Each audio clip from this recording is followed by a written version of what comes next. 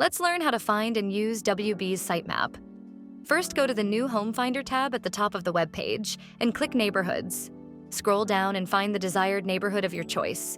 In this case, we'll use Ashford Preserve. Then either scroll down or click the Sitemap tab on the web page. It will take you directly to the neighborhood's interactive sitemap.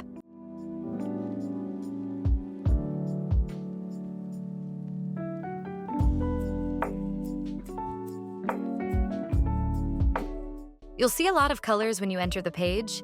Luckily, there's a legend on the left-hand side to help you navigate the map. We'll look at lot number 12, which is green. That means it's available. When you hover your mouse over the lot, you'll see what home plans are available and can select them, which will redirect you to that neighborhood-specific home plan.